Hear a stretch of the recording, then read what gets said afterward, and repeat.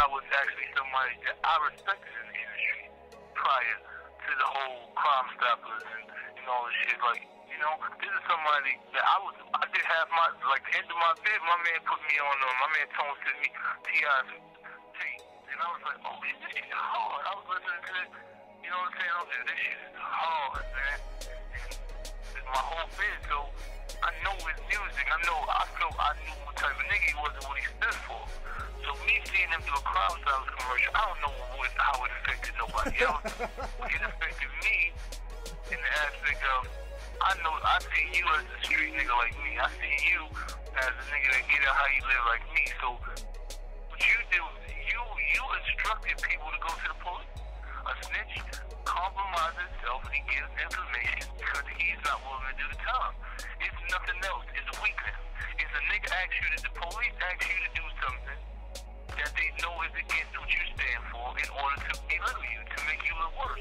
And you do it.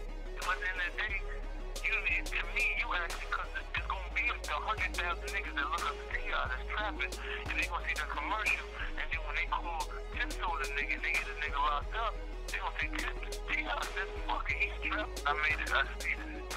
I didn't respect it. It wasn't how street niggas move. This wasn't something we do. And I definitely made it very vocal. I mean, the old saying, real recognize real. Exactly. So how did the situation with you and E. Ness start? Who started it? How did it? It wasn't really a situation, man. What happened was, he was supposed to battle J. Mills, and Big up he was supposed to battle Mills, so they contacted my manager.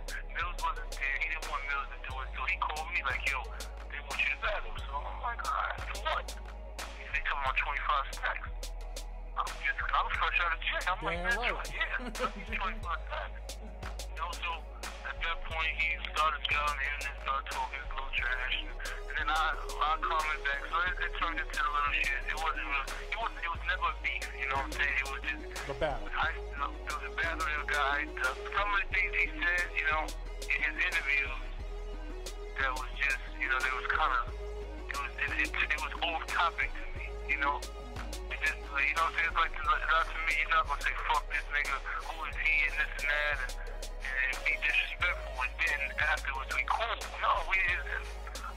It didn't last long, like the rap battle didn't last long. I was looking at it as that, since you come from the era of hip hop where songs are important, where substance is important. And when I was looking at the rap battle, the beef back and forth between me and him, I was looking at it as maybe a step back for you because of where you come from. 100% right. You're definitely right, because it's something I had to figure out, because my era of battling was, I battled DMX, I was in the cyphers with Locks and Kiss, and I was doing it with Beans and with Killing. Like it was different. It was about hot shit you say. Now rap is more, now hip hop battles are more snap to that.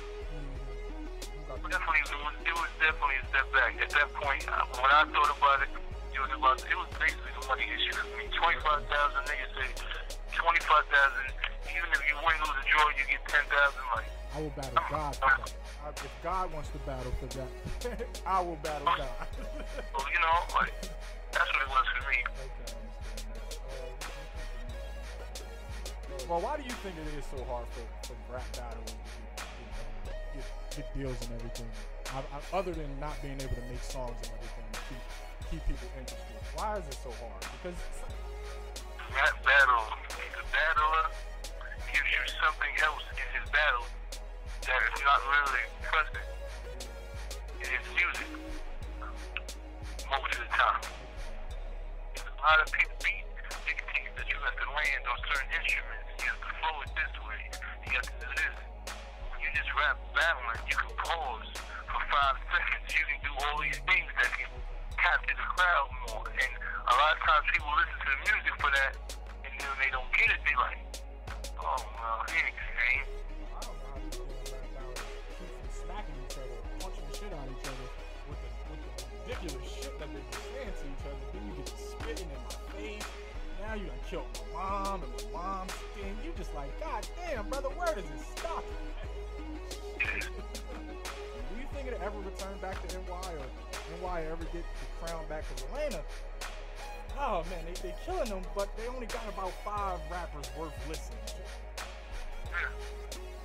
You know what I'm saying? Like, they don't, when you come in and you listen to the rap artists, like Fab, for instance. I like Fab.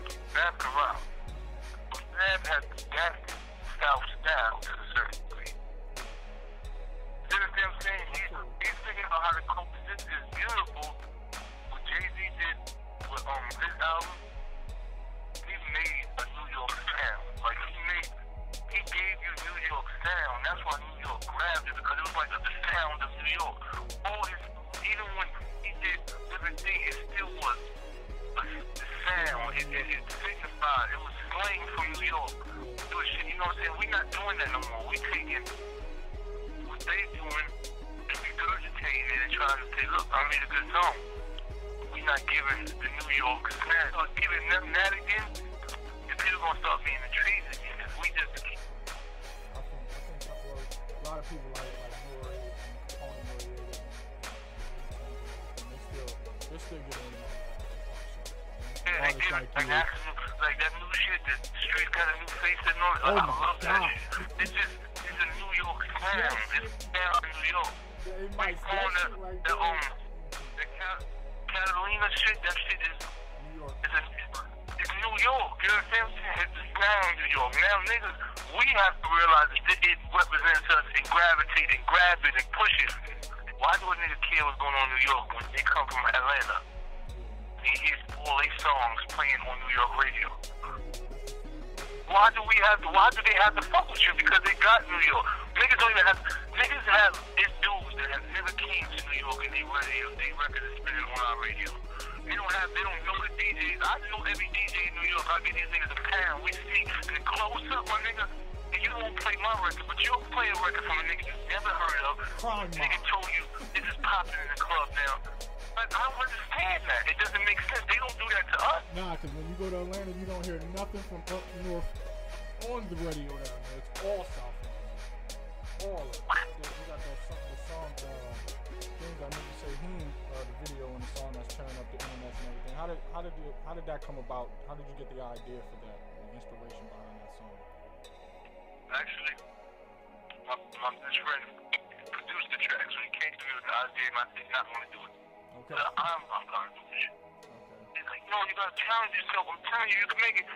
I said, shit, it seems happy to me. He said, nah, it's hard. I made it hard. He said, nah, you can't do it. So, you know, nigga, he mentally challenged me. So I said, you know, I can do any song I want to do. Sometimes that's what you need. An artist that you might go out and support or want to hear one of their singles or something. I'm a Jay-Z fan right now. Jay-Z, the only person I really listen to. I like Drake, but his music don't really represent me. It's good music. Yeah, it's not my reality. So when I hear it, it sounds good, but I can't really connect with it. I like J. Cole. That kid right there. I was very actual about J. Cole, Mike, because that kid is pretty special. I like him. T's might be my favorite artist right now. I like Nipsey Hussle. Okay. He's growing on me. And my boy Vado. Okay, I'm gonna get a Vado album. I basically raised Vado, so you know it's good to see him doing this. Did you think of anybody you want to smack yet? There's 2 niggas I want to smack at this one. Some nigga from Philly that was talking crazy on the internet about me. Not him, I think it's his brother. Oh, okay. The nigga from my block. He not from my block, we from his mom. I be going on the internet and he's supposed to put up. No, you know what it is? It's dirty fucking. Niggas ain't big guts, he can put up his blog. I can't wait to smack this shit. I'm definitely gonna smack him. That's what I'm talking about, Mike. Well, thanks a lot for this interview, man. You know what it is? Your boy Mysonne, be closest for him. It's NY General, Bang Bang Boogie Assassin. And I'm chilling with JDKTV.com. I'm who I said I was. Are you?